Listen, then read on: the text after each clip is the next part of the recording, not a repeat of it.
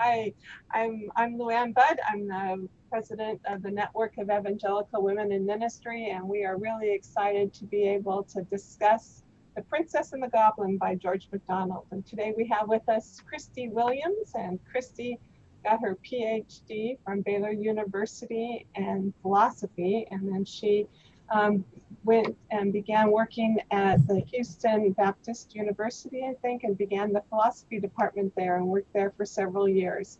And more recently, she's been teaching at Trinity Classical Christian School, and she also is a mom and homeschools her daughters who are in their teenage years now. So we're really excited to have Christi with us here to kind of give us some explanation of George MacDonald, some background, and some things to think about regarding this fairy story. And I wanted to share my screen and read a prayer as we begin. This is a prayer of George MacDonald. It says, "O thou that keeps the stars alight, and my soul burning with a light above that of the stars, grant that it may shine before thee as the stars forever and ever. And as thou holds the stars burning in the night, when there's no one to see, so hold thou the light burning in my soul, when I see neither thee nor it, but am buried in the grave of sleep and forgetfulness. Grant that more and more thoughts of thy thinking may come into my heart day by day, until there shall be at last an open road between thee and my soul, and thy angels may ascend and descend upon me, so that I may be in thy heaven, even while I'm upon the earth. Amen." Christi, we would love to have you share with us. Sure. I'm very grateful to be with you all. It sounds like a great community that you all have going. I encountered George MacDonald. I would say for me later in life. When I went to grad school at Baylor and was teaching philosophy, I went through a lot of different authors, but George MacDonald was always sort of on the periphery. And one of the reasons that I avoided him was because I had heard that he was a universalist. And which, so, he didn't believe that everyone is saved and they can believe anything they want, but he believed that eventually everyone would be saved through Christ. So he actually did believe in hell, but he thought people stayed in hell until they were purged of their sin and then eventually went to heaven. So I don't agree with that. So I was just a little nervous to read his stuff. I was wondering, like, maybe he's going to be pushing that view all the time, and that will be annoying. But I went through a really hard point in my life, and I got to this point where I just couldn't read any of the authors that I was used to reading and loving. I really love Kierkegaard. I love Augustine, Dostoevsky, and for some reason I was really struggling to be able to do anything with those authors. And George MacDonald, he's so simple and childlike, and I felt like part of my journey with God was entering a new stage, and that I had to become childlike again in order to get through this time that he was taking me through. And so that's when I read The Princess and the Goblin, The Princess and Curdie, Phantastes, Lilith, and then I basically just read as many of his works as I could, and they just helped me so much in continuing when life was really hard, to keep believing in innocence and goodness. And also he writes somewhat in this book, but even more in some of the other ones, about persisting in your faith under really hard circumstances, like not blaming God for those things that go wrong, but holding more tightly to him and allowing that to really bring you closer to him. And so I just credit him with helping me practically in my spiritual life through that time. But then his stories are also so rich for the imagination. And in fact, I'm an artist on the side. I do drawings and paintings, and I started doing a painting every few days, depicting a quote from one of his books that just like meant a lot to me. And I got to a place where I think I've done over 100 paintings connected with quotes in George MacDonald's books. And then from there, I've branched out to quotes from C.S. Lewis and other authors as well. But so, yeah, he's meant a lot to me. I also have read his stories to my kids. Our school, the school that I teach at, it's a classical school, so they read a lot of classics, and all the fourth graders read Princess and the Goblin, and they have little book parties after they finish a book. That's kind of one of their traditions, and so they have a Princess and the Goblin book party, and all the kids follow this thread that takes them all around the school, and there's like a prize at the end. And the kids just really get excited about this book, and it's really neat to see that in them. But the thing that's really neat is that George MacDonald, he wrote not just for children, but for adults that have that childlike imagination in them. And so even though a fourth grader can read Princess and the Goblin, and enjoy it, an adult can read it as well and understand it at all these different levels. So that's kind of what he's been for me. And I wanted to start by giving you guys a little bio of him, just a little bit about his life. And then my plan from there is to talk about some of the themes that he brings up and a few favorite quotes, and then we can just move to the book itself.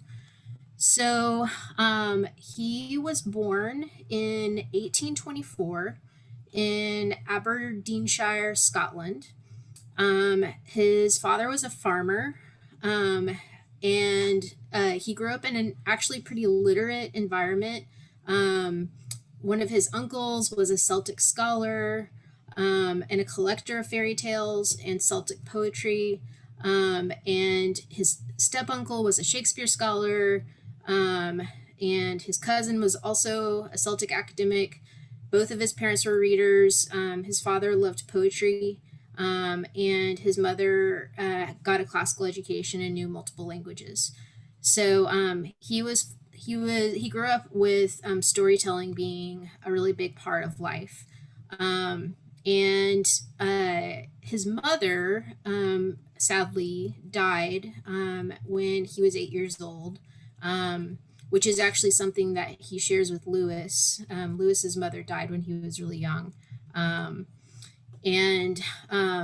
So he began to, his relationship with his father really became strong after that, which is different from Lewis. Lewis was pretty distant from his father.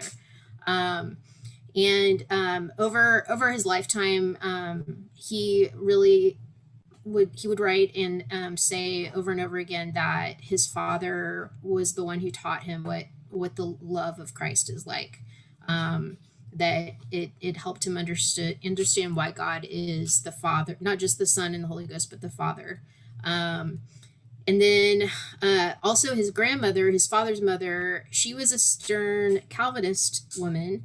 And he also, although he ended up reacting against some of the Calvinism that he was brought up in, he did really admire her. And he does have in his writings a kind of, sometimes a severity, like a willingness to say that God does things that we don't understand, that can seem harsh, but that we're called to still believe and obey. And I think he probably got some of that from her. He grew up on the farm with 4 brothers. He struggled with health issues, asthma, and a bout of tuberculosis. And tuberculosis ended up leading to the death of two of his brothers and his mother, and then later three of his own children died from it. So it was a really hard thing in their family.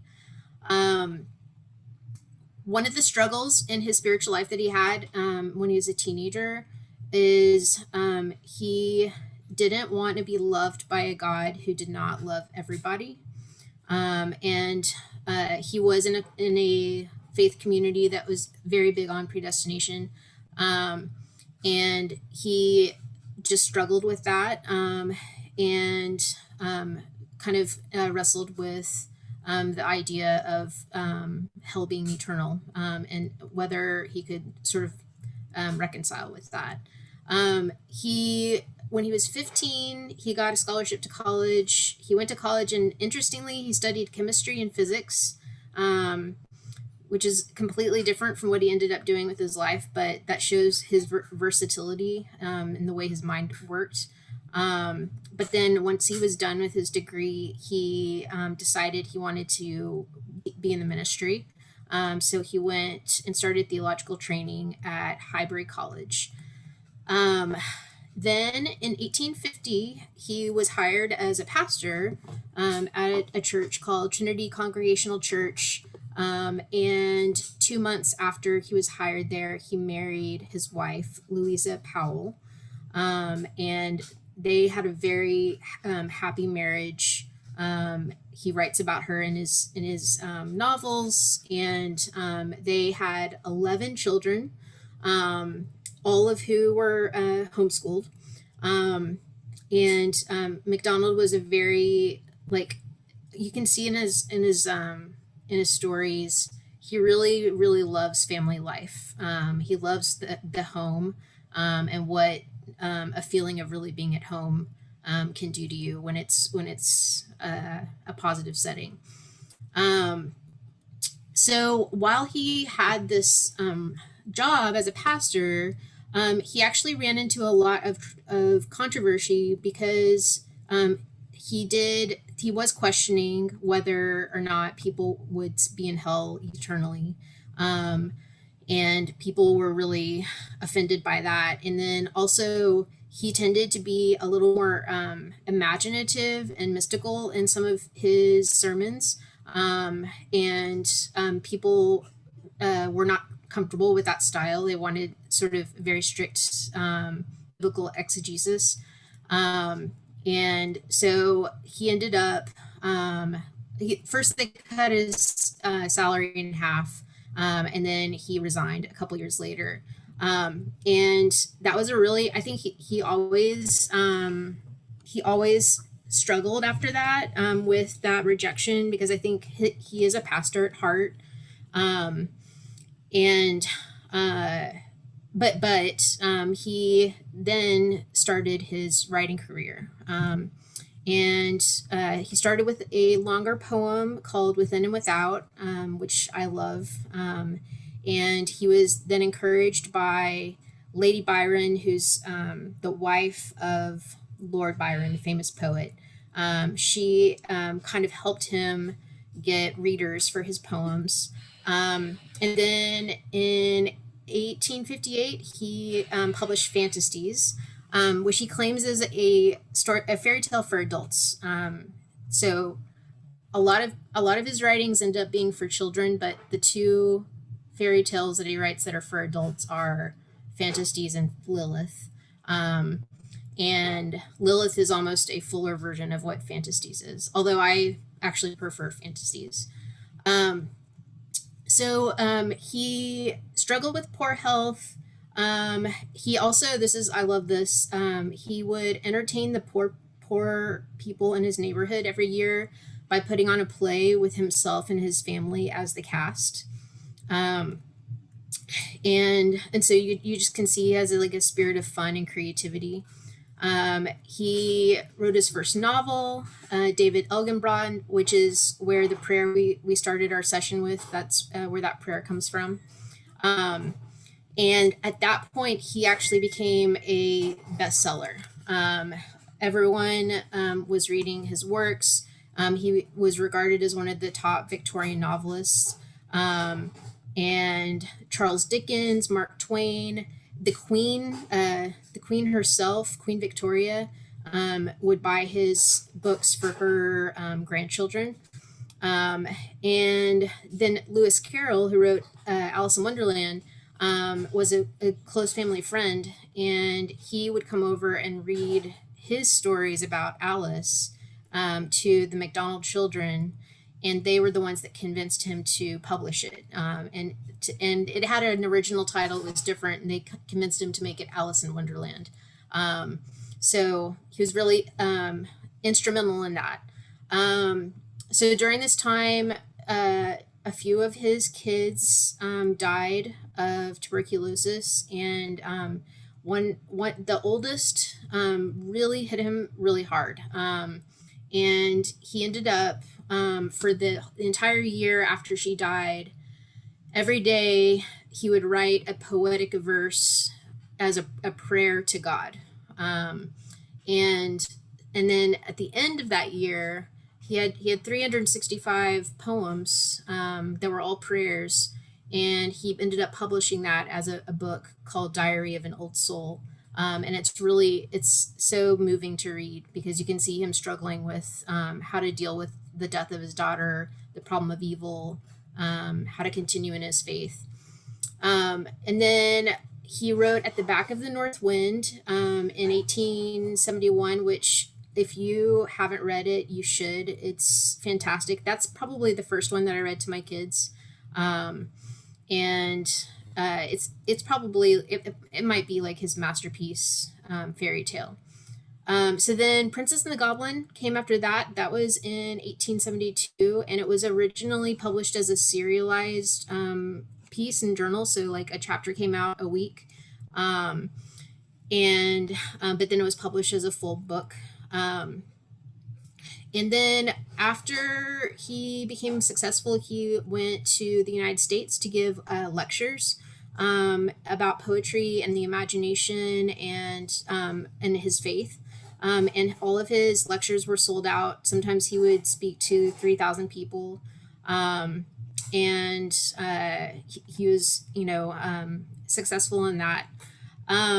Then this is interesting. This is like the 20 years toward when his children are grown up, he moves to Italy, right on the French border, and spends 20 years there writing the rest of his output. He ended up, at the end of his life, I think he had written 50 books. And so this 20 years was spent working on those works in the fantasy work. And then he did, and he kind of started a cultural center. Like, people would come to his house and talk about literature and poetry and faith. And they would put on plays of Shakespeare and things like that. So then this is interesting. So when he dies in 1905. And when he died, within a decade or two, his work was just totally forgotten. No one, his book stopped being printed, so they went from being bestsellers to hardly anyone reading them. That isn't true of C.S. Lewis and Tolkien and the Inklings. So they did read him and were extremely influenced by him. But in general readership across the world, he was basically unknown for the first 3/4 of the 20th century. And then it wasn't until the 1970s or 80s that he, through a couple of professors at Wheaton and a biographer and some publishers that started publishing new versions of his books, has his popularity arisen again. And I think, and so there's we're kind of in a renaissance right now of his work, where he was really forgotten for more than 50 years. So that's a little bit of his. Oh, and let me say this. So I think that one of the things that makes him more harder to access is that he uses a lot of imagery, and not, this isn't in Princess and the Goblin, but in Fantasies and Lilith. And I would say some of his writing is challenging. And it's beautiful, but it doesn't serve a person well if they are distracted easily. If you are distracted easily, like it's hard to pay attention to one of his books. But if you can get lost in a book, and some of his books are really long, 500 to 700 pages. I also think that he wasn't as popular because of how strong his faith was. And so people that were more liberal avoided him, but then people that were more conservative knew that he was a universalist, so they avoided him. So he's kind of in this weird, neither the liberals nor the conservatives liked him for quite a while. I don't think that his universalism is very central to his overall work. I think you can read a lot of his stories and only see little glimpses of it. So that's kind of the history of his life and his sort of scholarship over the 20th century, which is fascinating. A little bit about his influence on Lewis. When Lewis was an atheist and in his maybe either late teens or early 20s, he stumbled into a bookstore and picked up Fantasies. He says later that it completely transformed his imagination.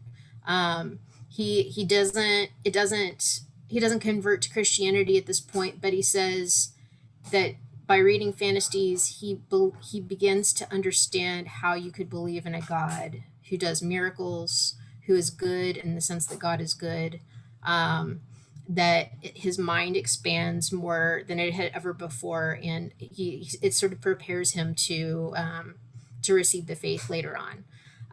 He also says in another place that he thinks of all the writers that he's read, that MacDonald understands the character of Christ best. And he talks about how MacDonald is really good at showing Christ's loving, gentle side, but also his stern side. That because a lot of depictions of Christ will err in one direction or the other. Lewis thinks he balances those really well. And he says that every page of everything he wrote has some debt to MacDonald, which is really crazy because everyone knows about Lewis, but hardly anyone knows about MacDonald. And Lewis was aware of this, and it always brought him a lot of sadness that MacDonald wasn't read as much as his own work was. Now, G.K. Chesterton, who was a forerunner of the Inklings, he said of Princess and the Goblin, he says that this book made a difference to my whole existence in showing how near both the best and the worst things are to us from the first, and making all the ordinary staircases and doors and windows into magical things. Madeleine L'Engle, who wrote Wrinkle in Time, she says MacDonald is the grandfather of us all of us who struggle to come to terms with truth through imagination. So before jumping into the book, the main thing that I want to point out that I really like that he does is he's always in a kind of similar way to Pilgrim's Progress. He's always talking about two worlds at the same time. Every story, every detail, it has its place as it has its place in the story, and the plot and the character, in whatever way, but it often and almost always has some sort of analogy to the spiritual life. But he does it in a way that I don't think feels very preachy. I think it um, I think it's subtle. I think you have to think through how to read Princess and the Goblin I think a non-Christian could read it and enjoy it and not realize that he's making so many spiritual points until sort of thinking more deeply into them. Um, but that is what like stands true through all of his works, that he's constantly describing the natural world, describing the relationship between a mother and her child or a father and his child, and like all these moments that he's depicting so vividly and so beautifully have some sort of analog to a relationship with God Himself, and like the spiritual landscape of your life. Um, and so, you know, it's easy to read him and not realize he's doing multiple things at once.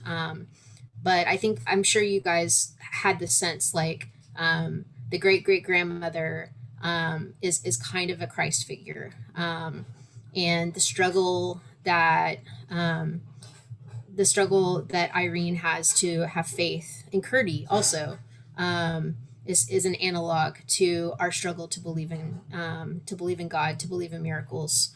The thread, I think, represents the Holy Spirit, and listening and being guided by the Holy Spirit.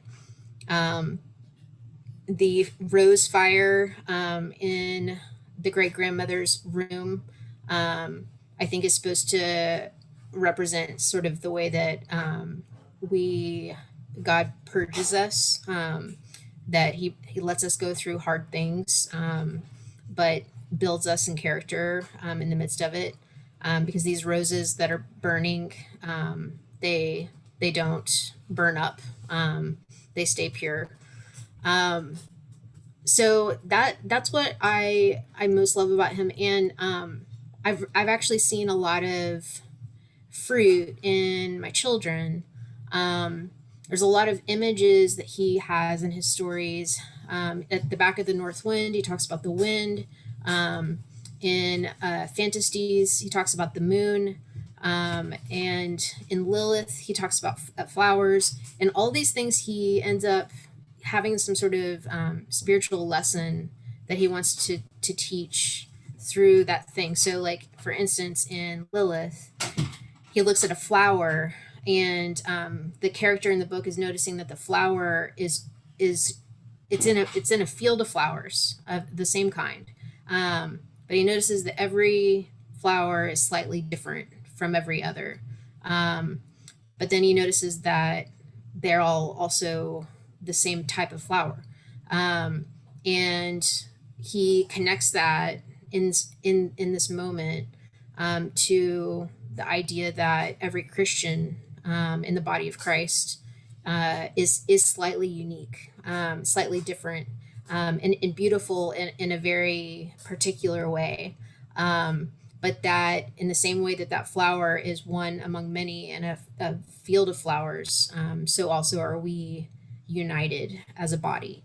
And so I would read these stories to my kids, and then we would be walking around in a field and see a flower, and they would bring these spiritual lessons up in that moment, and the flower would make them think of that, and it just was beautiful. I loved it, and I think I that happened to me myself. Like when I encountered certain things in life afterwards, I couldn't help but connect them with some sort of imaginative spiritual insight that he had introduced in one of his stories. So, um, so yeah, maybe we could start by you all talking about some of the symbolism or ways that you saw two worlds going on in the fairy tale. So please unmute yourself, and then I know that we said that you didn't have to have read the story to be able to, be a part of the conversation here. So that's great. No pressure at all. I think, when you ask about, seeing the two worlds going on, there's the Princess Irene, can see grandmother, and Curdy can't. And just that, and Moody can't. There's just this two, one has eyes to see and the others don't. And so I think it was when Curdy was talking to his mother, perhaps, and his mother said to him, basically, just because you don't have eyes to see it doesn't mean that it doesn't exist. And I thought, what a wonderful, beautiful truth that is, to kind of open that door for us to have compassion for people who don't see God the way we do, and yet to give them that space to be able to continue to explore. And I think grandmother kind of gave Curdy that kind of space to explore. Irene, or it was encouraging Irene to give Curdy that space too, so I just really love that aspect of them. So, and have you read, Luann, have you read Princess and Curdy? I did. Yeah, Okay. I couldn't stop. Yeah.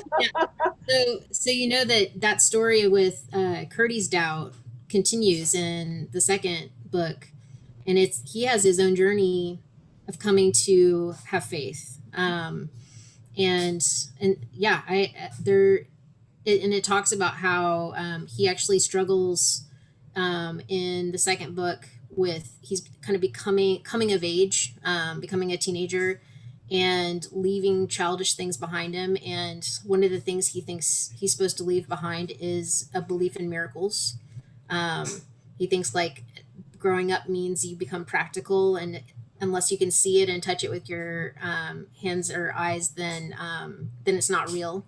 And he has to battle that, like the great grandmother has to battle through that barrier that he's sort of rejecting that aspect of his childlikeness. It seems to me that battle of materialism and people only believing what they can see and touch was probably a philosophy that was beginning or taking root in Europe in the 1850s. But I see that it's so prevalent among us today that I think one of the beautiful things about this fairy tale is that it kind of explores that without being so explicit that it turns people off. So I love that, because it just makes so much sense in the story that of course not everybody can see what everybody else sees, but that doesn't mean that it's not there. So. A couple quotes also on that theme. One was, people must believe what they can, and those who believe more must not be hard upon those who believe less. Yeah. And another one was, be content to be misunderstood for a while. It's more necessary to understand other people. I love the seeing is not believing, it is only seeing. That really kind of stuck out to me in his reading. Those are beautiful. Yeah.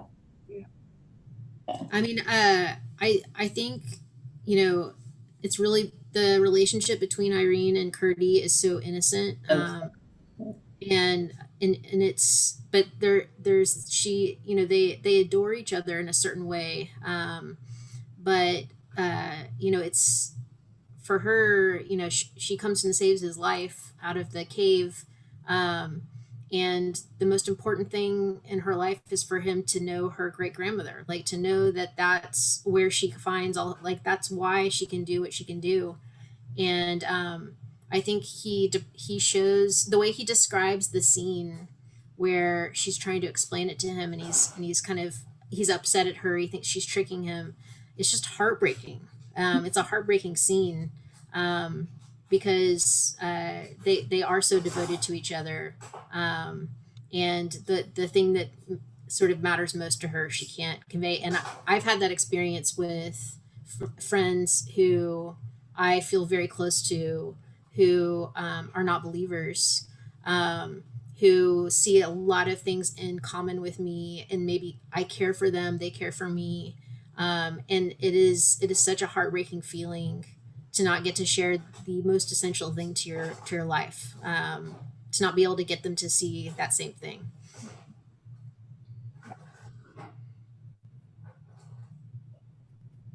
I was just amazed at how courageous these two young kids were. I mean, both in their own separate ways, they were just very courageous to do what they had done.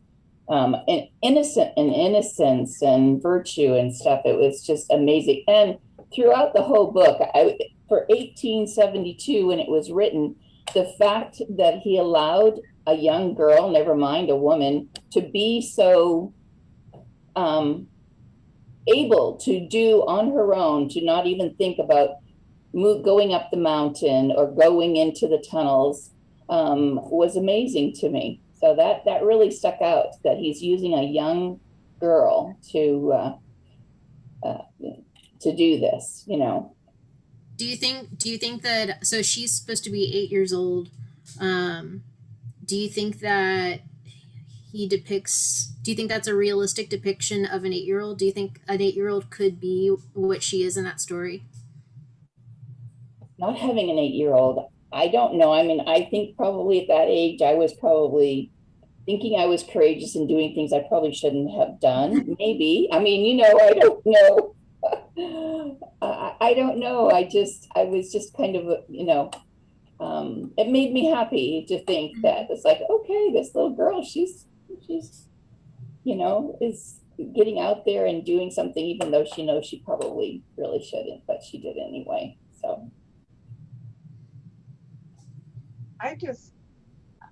What I was so struck by that has continued to have an impact on me, which I don't really understand, is just the goodness. You know, I think you've described it as the innocence or the courage. You know, it was just that little Princess Irene just seemed like she was just so good, and Gertie was just so good, and that it just made me long for that kind of goodness. And I thought, well, why can't children just be that good, you know? And I have a little 4-year-old living here with us now, and you know, at different times he can be so good, but then, you know, it just flips on, and then it's not that good. And so I just made me long for, why can't we just be good like that? And I love the thread, you know, that silken thread, and just there have been times when I feel like I need God's guidance and I don't know which way to go, but that image of having that thread in my fingers, you know, it's just like, God, you will lead me, and I don't know where I'm going, and I don't know how to get there or where the dangers are, but I can follow the thread and trust that you'll guide me. And that's been such a powerful image for me. I would hope that the 8-year-old little girl, that was a realistic, self-determined, I can do this. I believe, confidence. It's fascinating that Queen Victoria, did you say, would have all of her children or grandchildren read this story, because she was raising up princesses, and to want them to have that kind of goodness. Yeah.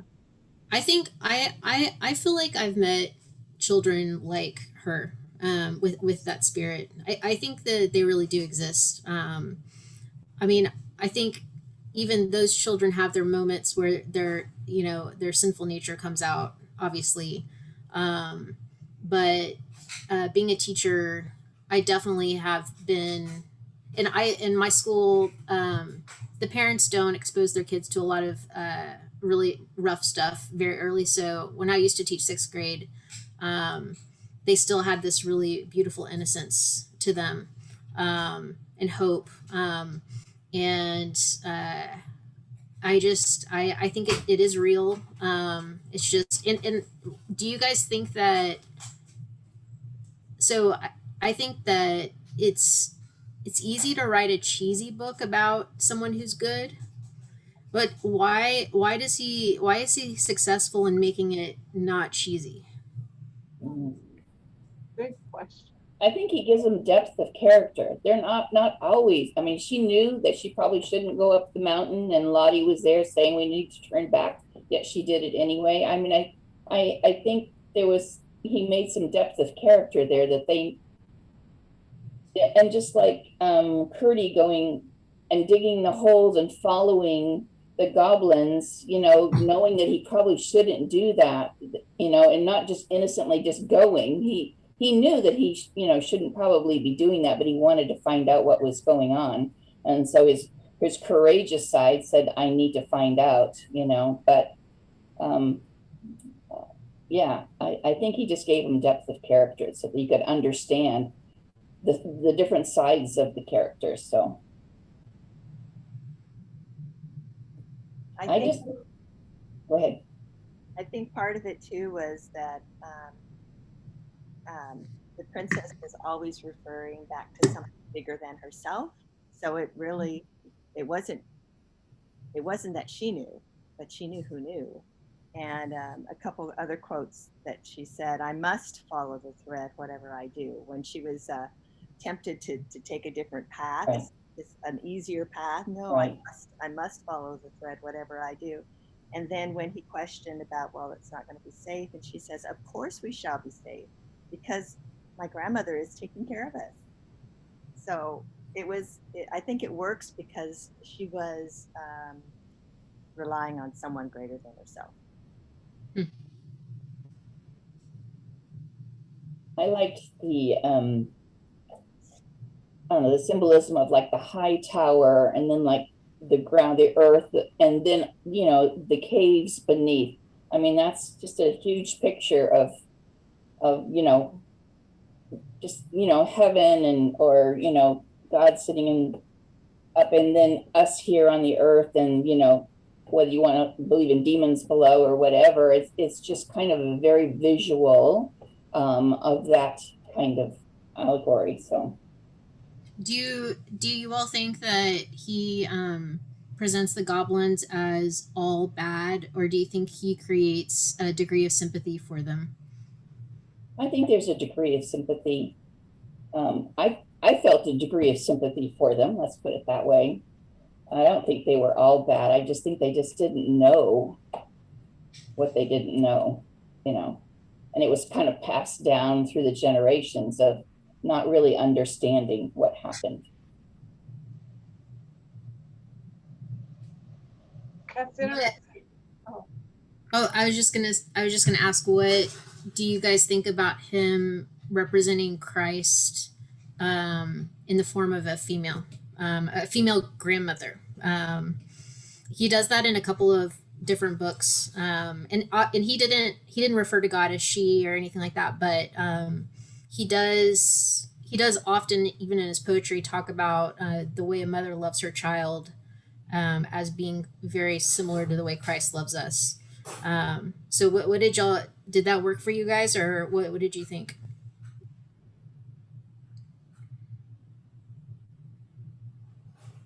I thought it was beautiful symbolism. I loved the grandmother. I thought that, and I don't know that it would have worked if it had been a grandfather for her. So, Yeah, I loved it too. It never bothered me. I mean, it never even crossed my mind that I saw the redemption story and what grandmother was doing, and equated her with Christ in that.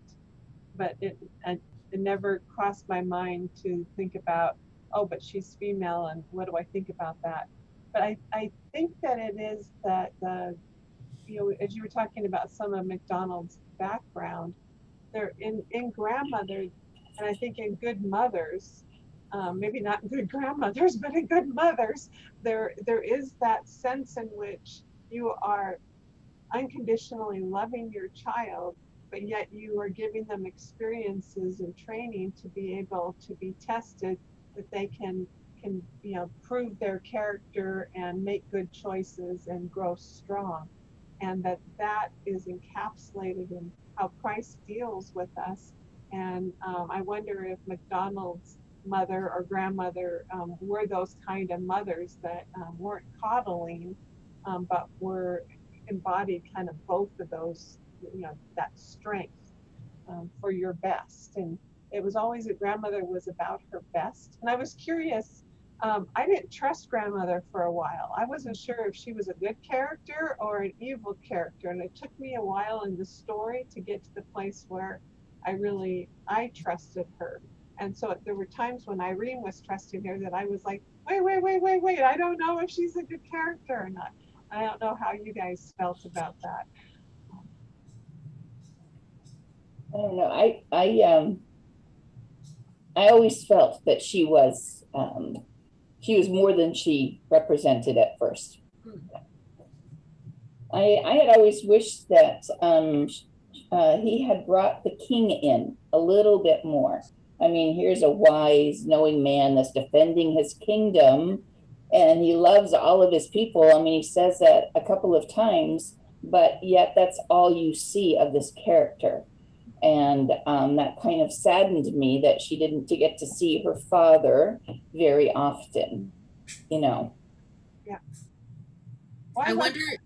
Yeah. I kind of wonder if I may be totally going on a limb on this, but I do wonder if he's supposed to represent the fatherhood of God in the way that God as our father can sometimes feel distant and often off away from us taking care of things. But when we are with him again, we realize that he's been there all along, or he loves us. Whereas, so maybe there's a Trinity thing going on where the father is like God the Father, the grandmother is like Christ, and the thread is like the Holy Spirit. Yeah. What did you make of the 3 different rooms that grandma had? So that it seemed like, Irene would go up the tower, go into the room, and then it wasn't where it was before, and then she had to go across the hall, and then there was another room. And I don't know what to make of that. What did you guys make of that? I couldn't understand that either. I only got the sense for 2 rooms, so I'm missing out on the third. But the spinning workroom when she had work to do, and the other room where she resided when she didn't have work to do, is kind of how I saw it. And the room that she resided in had so many dimensions to it that she says, "No, we're not ready for a bath at this time. That will come later." And so there was kind of a mysteriousness about, oh, that whole bath experience was something else. It just reminded me of, was that what it was like when my mother passed from this earth to heaven? It was very deep. Just the whole symbolism of the first time not wanting to make her clean, and then the second time bathing her to be clean, kind of struck a chord with me. I mean, so could it be that if grandma is Christ, or the figure of Christ, it could be like Old Testament Christ, Christ on earth, Christ ascended, and the different rooms had different purposes. The spinning room, the working room, Christ was at work creating the redemption kinds of things that were happening, and then others. I don't know. It's just interesting. I was surprised that she never seemed like she was in the same room. So. I really like the part where Irene is dirty and she doesn't want to get into the grandmother's lap because she doesn't want to make her grandmother dirty. And I felt that. I felt that way so many times coming before God. That there's something that I'm ashamed of in myself that he could never want to invite me into his presence. And I think it's beautiful the way he depicts that scene. That she does get in our lap, and there is mud there, but then she uses the rose and it just goes all the way. Yeah, that is neat. I liked at the end of the story, and I can't remember the quote, but getting back to Curdy, they said that Curdy was a prince as well. And I'm like, okay, so what does that really mean? So I'm wondering what you guys took from that. I mean, yeah. I took it to mean that he had the character of a prince. Yeah. So that he had proven himself trustworthy Right. and courageous. But I found it interesting that he, when the king wanted to make him part of the soldiers in his army or whatever, that Curdy then chose not to decline that, even though that would have been a wonderful promotion for him, and instead went back home to serve his parents. And I thought, oh, that's interesting. And I was curious why MacDonald ended it that way, with him being kind of loyal to doing his duty at home. Yeah. What that meant. Yeah. Yeah. He does. There's another. Well, there's a couple of poems where he talks about how he thinks really big, grand acts are sometimes easier for us to do than small acts. I talked about this in my lecture, but that serving your parents at home, it feels so unimportant, but could be like in for that time and place, like the most appropriate thing to do. So there may be some sort of humility that he has in taking that role, and being willing to be small, for a while. So I couldn't help compare when Curdy was doubting what the princess said to him to like doubting Thomas in the Bible, when Thomas didn't believe the other apostles and wanted to see Christ for himself and his wounds. That was kind of one of the first things that kind of occurred to me in this, is like, was that kind of, did you get that out of that? Or is that like a comparison that you would have made, or no?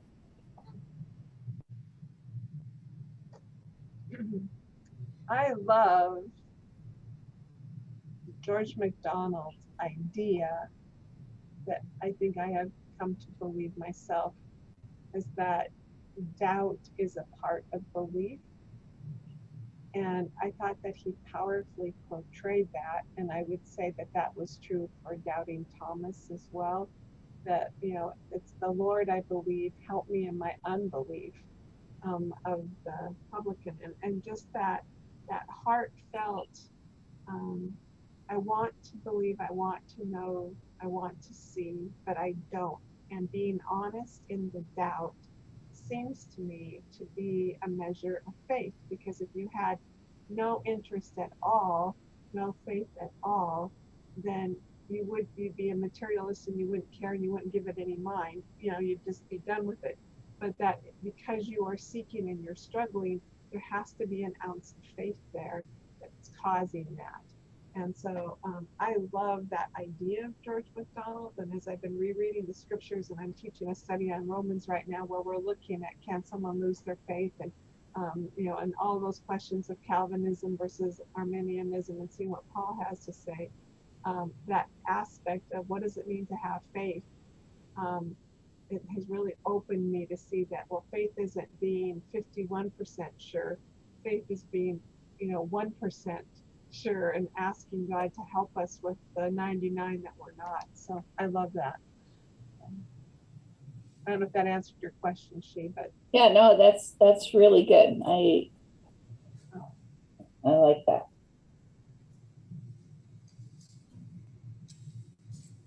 Do you all have any thoughts on what I don't know the answer to this, but why did he make such a big deal of feet? yes, Yeah, that's funny. What's the big deal about feet? I thought it was amusing that the goblins that are living underground in the mines and walking in their bare feet had soft skin, and that you would have thought they would have toughened up walking and being down there all the time, but their feet were soft. So I thought that kind of struck me, that was pretty amusing, that was their tender point, was their feet. So but I have no idea what he meant by, do you know? I mean, has there been any speculation on why that was? There, not that I haven't read anything, so yeah. Yeah. Um, I mean, I was in the Old Testament. Isn't there a part where it talks about feet of clay versus like and there's like a chest of bronze. There's a series Right. of and the clay is like the weakest part. So I wonder if that is connected in some way. Yeah, how that and Christ will come and kind of shatter that statue, that prophecy statue, and it's the clay that falls apart. And I think they think that that's the kingdom that we're in. Wasn't it? Did it start with the head, going down, and so that Right. Christ destroys? So that's interesting to think of it from that the feet. From Yeah. that. I thought it was interesting that the queen, had those shoes on so that her feet were covered, so they couldn't see that she had toes like humans, I think, and Yes. it was protecting her feet. And I don't know what the imagery might be there, but for me, I think what I've taken from that is that when I am being tempted or hunted down by a goblin, or tempted to go somewhere, that to know that they have weak feet, that I can take my stand. I can step on their toes and make them go away. That I don't have to be afraid of them because I know that there's a weak spot. It's like that, there's no temptation that has overtaken you, but that God provides a way of escape. And it seems like their soft feet was that way of escape. Yeah, I like that. Easy to step on somebody's toes. Or quote scripture if you're not good at making rhymes. Right. That's another aspect of the story that I think is significant, is the way to defeat the goblins or to make them upset is to sing these songs that rhyme.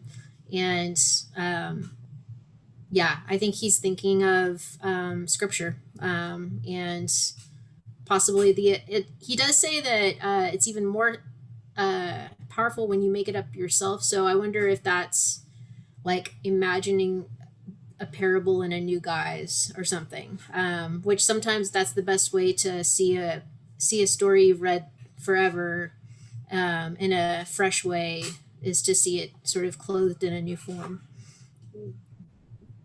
Yeah, I love the fact that he used that to protect himself. That was a very powerful image. So.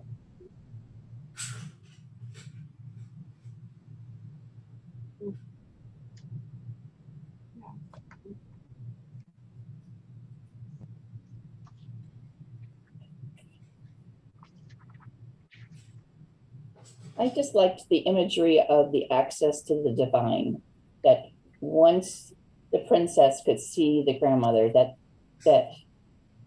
she didn't always have access to her, because when she went up to try to find her on her own, that she was unable to. But when the grandmother wanted to see her, she was able to have free access to her, which I thought was an incredible picture. Yeah, I also, the juxtaposition of free will and divine providence or sovereignty, I love the way he brought that together. And it just really seems to me, especially in his day, when I think people were, taking really strong sides, if it either had to be this way or it had to be that way, and they weren't trying to hold open both of those possibilities, that he really found a way of being able to say that grandmother was guiding, and that you couldn't have come to me if I hadn't called, that kind of a thing, and that she knows, and she is orchestrating and making things available and in control. But at the same time, there is free choice and decisions that the kids are making. And so that I just really loved the way that he brought those two truths together to show how they could both be true at once. I mean, it's almost like when your parents teaching their child to walk, They have to let go at some point and let them continue on. And it's like the grandmother is there for Irene, but she also lets her go. And you know, yeah. Also, I think I like how it's connected with obedience. That the grandmother, there's a couple of times where she'll say, "You need to come see me next week" or something, and if you don't, you may not see me again or whatever. Or you need to not tell Ludi about this, or you do need to tell Ludi or whatever. I like that she has that aspect to God's character, that there are things He asks of us that we have to submit to, that we don't even understand sometimes, but that she does it obviously out of love. Like there's more, she knows more than Irene knows. Yeah. So what is your take on on the way that she looked, the grandmother? At one time she was very, very young and long hair and beautiful, and other times she presented as a grandmother.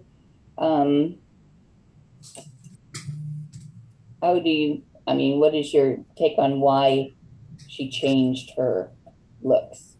I kind of think so I think he shows her as old because he wants to show her wisdom, and show that like being old doesn't mean being any less. It could mean being more.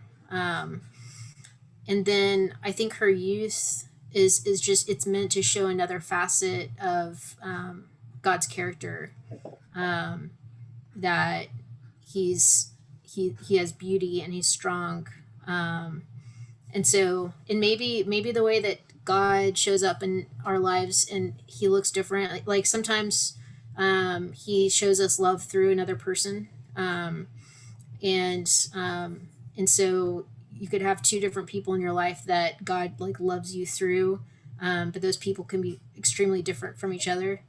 And even the way Jesus looked different after He rose from the dead, but He was the same. So yeah. Okay.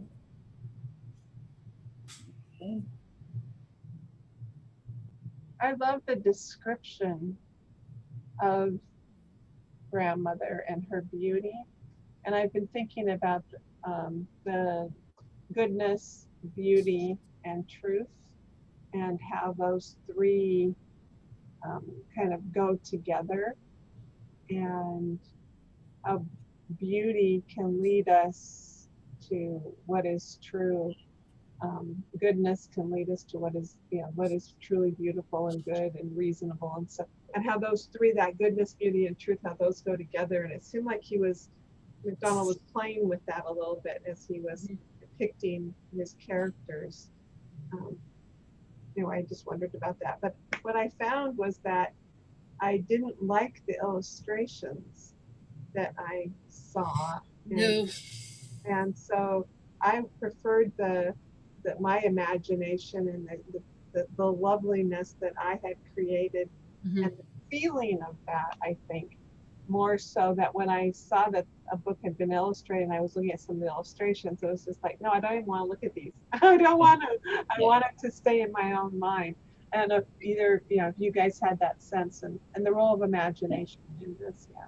I love the contrast between the beauty of the grandmother and then the ugliness that he kept on persisting on, how ugly these goblins were.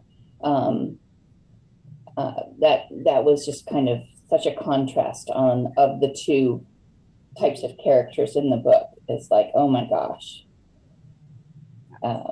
that they were so ugly that you didn't even really want to look at them. And even their animals, which, I mean, the creatures were ugly beyond looking.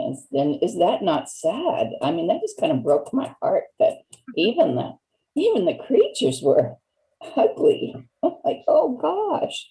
That was actually one of the reasons he was kicked out of the church where he was a pastor, was he preached that animals would be redeemed too, that they would be with us in heaven. And so I wonder if that aspect is like kind of showing that the fall even affects them.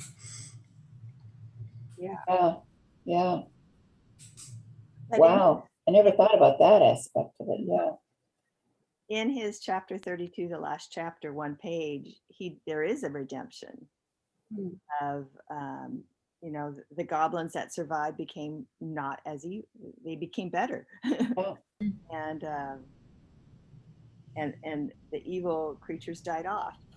So there was a little bit of this. The story isn't finished yet. Yeah. It gave you hope that they could change. Yeah.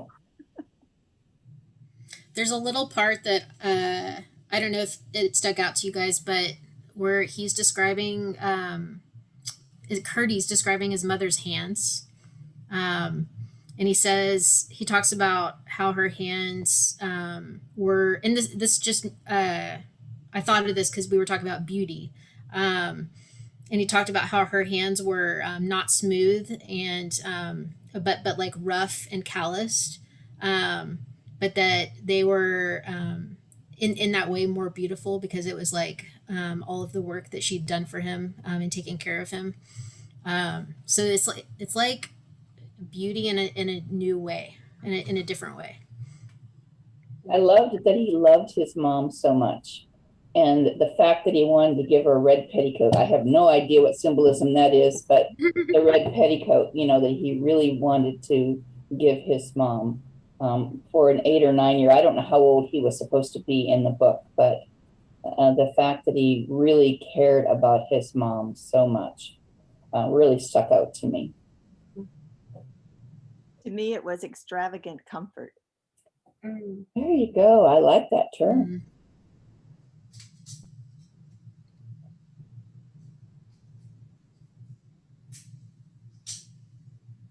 Amy, do you have anything that you would like to add or thoughts? No, everything I've been curious about, you guys have brought up. So you're doing good. You're doing good. Sometimes I just like to listen, so I know. feel free to jump in if you know. Yeah. Thoughts. What do you think we can learn from the courage of the children? That was one of the questions I thought. And do you think we value courage in the same kind of way that they valued it 100 years ago?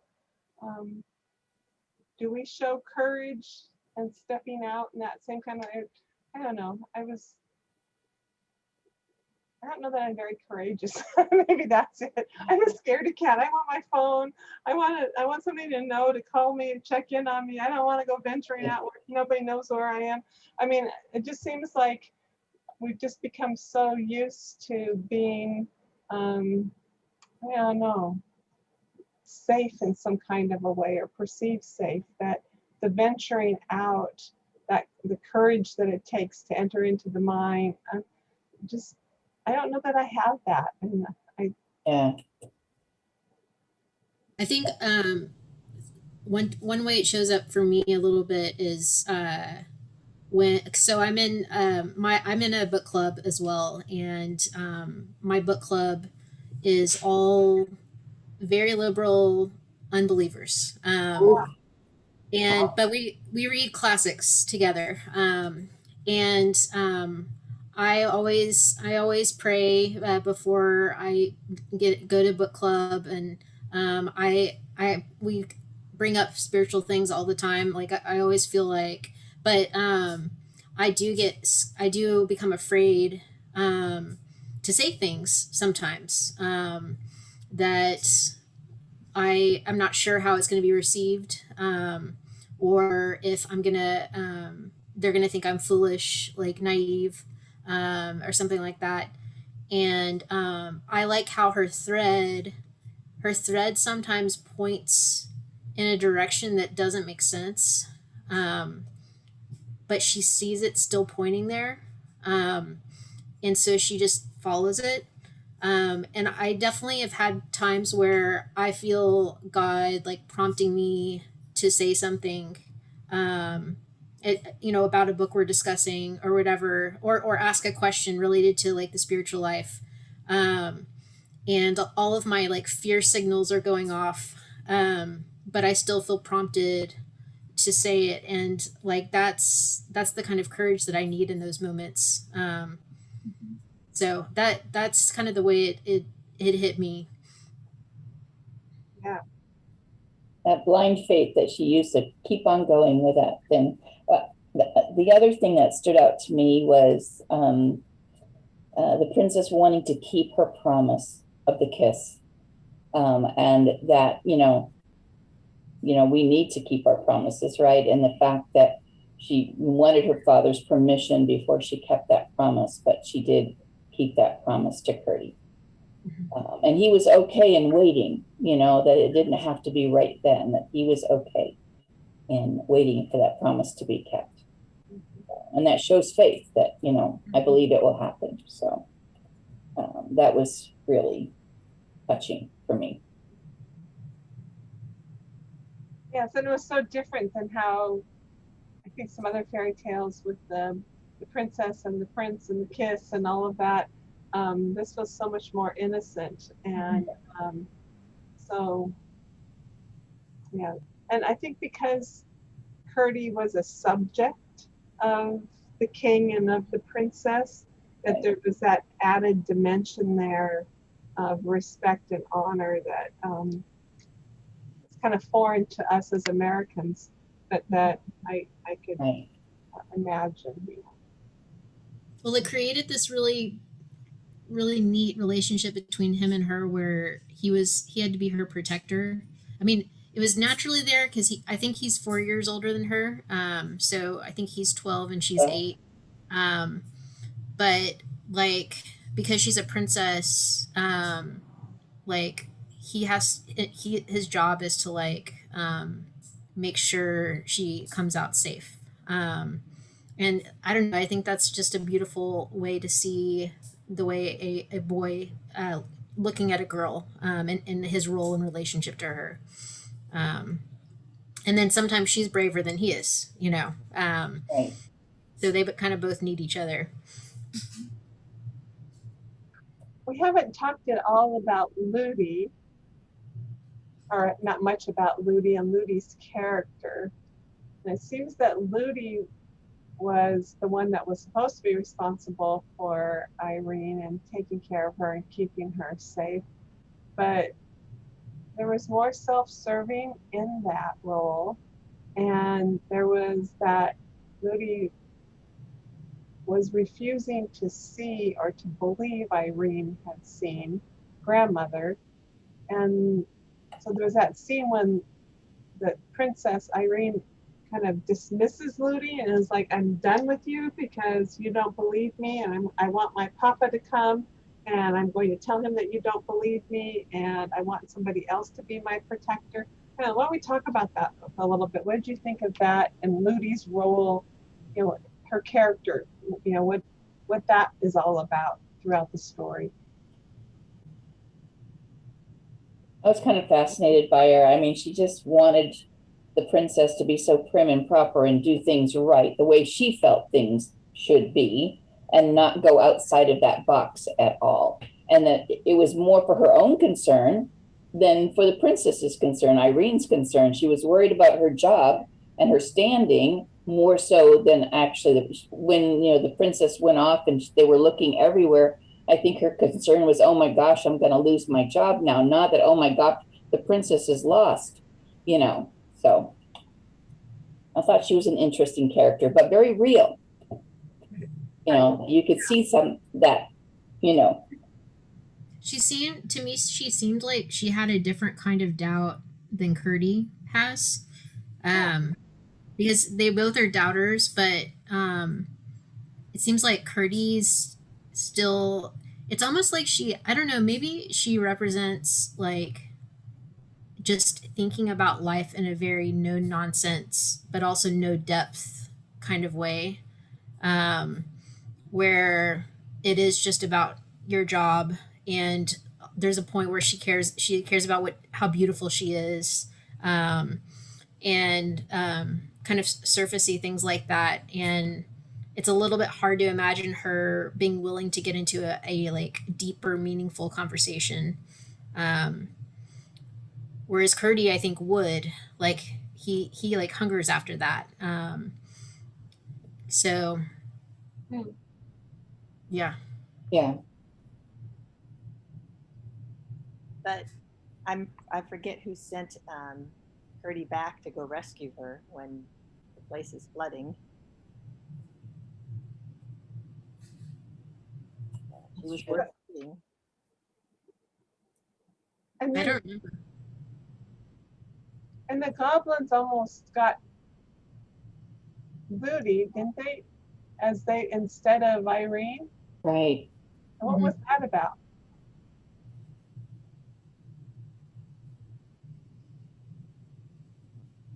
Huh. I don't know.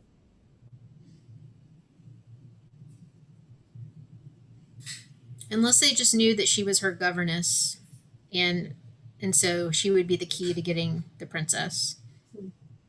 Maybe. I thought it was amusing that the guy down in the wine cellar just kept on feeding them. Yes. Yes. It's like, okay, maybe they'll get drunk and I don't know, not kill me or something. But I thought that was amusing. Were there other humorous parts that you found amusing, or places where you laughed right out loud, or that was funny? I thought some of the interactions between the goblins were funny. Yeah. Like the mother with her feet, and the way she kind of gives her son a hard time, and it's like a little bit sad, but it's also like, you know, comic as well. I thought it was funny that they named their son Hairlip. I mean, like, oh gosh, poor thing. I mean, really.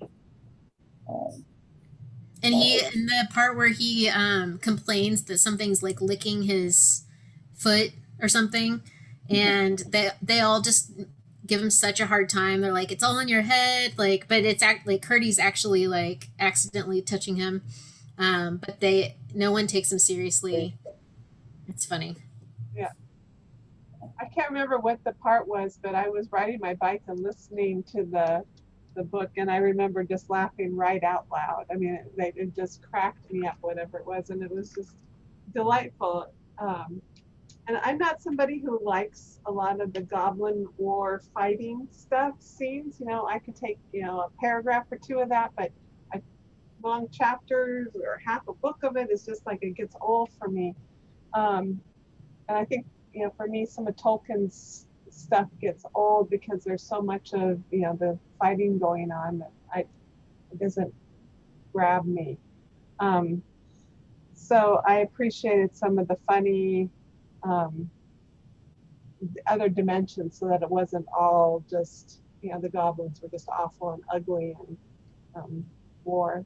I wonder what age would you want your children to be before they read this book? Is it too scary, or is, you know, I wondered about that. You say fourth graders? What age are fourth graders? Yeah.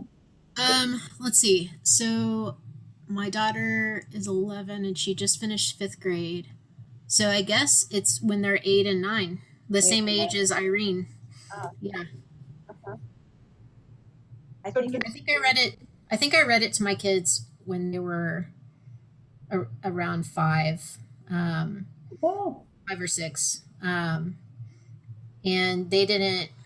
You know, I just had to be careful with them with things being too scary.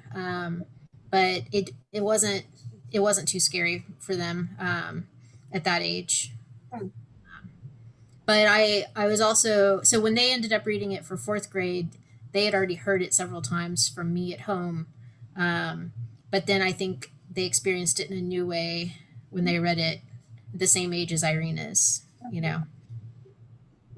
And did your kids get the spiritual aspect right away? Or did they just see it as a fairy tale story? I mean, do you feel like they kind of grasped any of the spiritual aspects? At first, no. At first, my kids just like fell in love with the story, um, and then and actually it was similar with Narnia.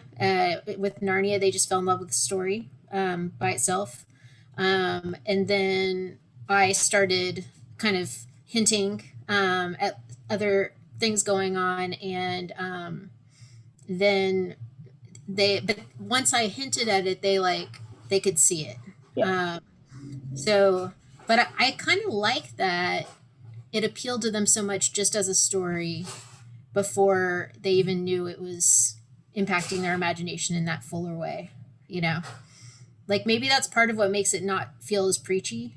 Yeah. Mhm.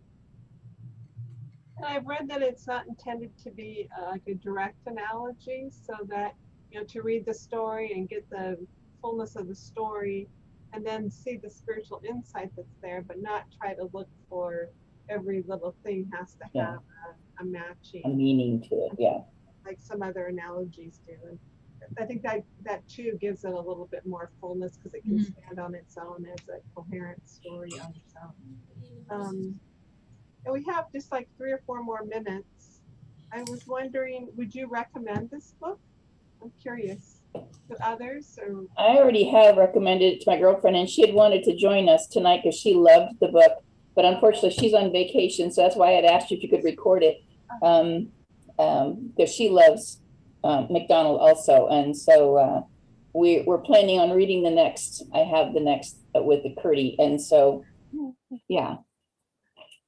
I'm sending it to my granddaughter who's turning 8 this coming week. Oh, And she has sisters who are 5.5 and 2.5. But their dad, my son-in-law, is an author of imaginative writing himself. And so I imagine that they will be reading a chapter a night. fun. It's going to be fun. She probably could tackle it because she's reading way, way, way above her age already. But I'm looking forward to sharing it. That's neat. Did you enjoy it, Amy? I did. I did. Yeah. Some of this, some of the symbolism I definitely got. Some kind of confused me. But yeah, I enjoyed it. Good. right. I really enjoyed it too, and I said I couldn't wait to go on and read the next one, the Princess and Curdy. Oh, one thing I was curious about is why is it the princess and the goblin, like one goblin, when Yeah. there was like all the goblins? Do you know why there was just like one goblin? Does anyone? That's a really good question, and I do not know. Oh. I do not know. Because there's clearly not just one goblin, one central one. It's a group of them. Yeah, it's true.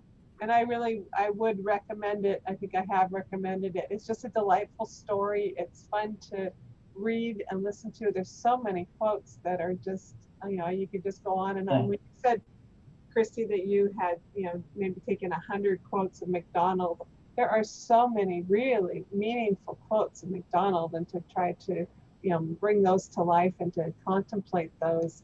I've been spending some time thinking about the vision of Christ, our gazing at Christ, contemplation, what the beatific vision is. And it just seems like MacDonald is just rich in some of those ideas of how to use your imagination to think on the things that are good and beautiful and true, and how that imagination just really lifts us beyond this world and into the next, and how the Lord can use imagination in a really powerful way. So I thought it would be nice for us to close with that prayer again, because there's so much rich symbolism, I think, in that prayer that comes from the Princess and the Goblin, even though it comes from a different book of his. And I appreciate you recommending to us that we read those other books of MacDonald. What did you say? The back of the print. And Let me just tell you guys a few that I would recommend if you like this. So obviously the Princess and Curdie, at the back of the North Wind. There's a story called The Day Boy and the Night Girl. And then The Light Princess. And then The Wise Woman. Okay, that's great. And I also read a poem of MacDonald's that there's a line in it that has just stuck with me. I don't know why his stuff sticks with me. And I feel like my brain is getting more and more like a sieve and nothing is sticky, but there's things that MacDonald says that just stick, and I love that. And one is, do thou thy work, be willing to grow old. That line of his poem has just stuck with me. And do thou thy work, be willing to grow old. And I thought, wow, that really is true. That, I think we want to reject getting older and kind of push back, and it's just such a beautiful poem of thinking of it's time for us to be willing to grow old, and then knowing that the joy it lies ahead. It's a beautiful poem. So I encourage you to take a look at some of his poetry, his quotes. It's really rich. So let's share the screen. Any final thoughts anybody has? No, enjoyed the book. It was wonderful. Okay. On the thought of age, there was a quote, old age means strength. And she went on and on and on and on and on. Back to that section. Uh-huh. Yes, I like that vision of old age. So this is his prayer. O thou, what keeps the stars alight, and my soul burning with a light above that of the stars, grant that it may shine before thee as the stars forever and ever.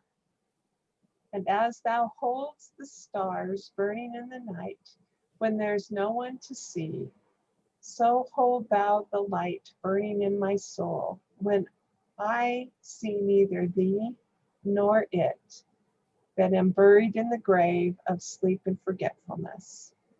Grant that more and more thoughts of thy thinking may come into my heart day by day, until there shall be at last an open road between thee and my soul, and thy angels may ascend and descend upon me, so that I may be in thy heaven, even while I am upon thy earth. Amen. Amen. Luann, can you send that to us? Oh, sure, I'd be glad to. That'd be great. Okay. So thank you all for coming and sharing this time with us. And Christi, thank you for giving us. Thank you. Your insight is so valuable. You're So welcome. You're welcome. I loved it. Oh, well, thank you so much. great. Have a great night, everyone. Good night. Bye. Bye. Bye.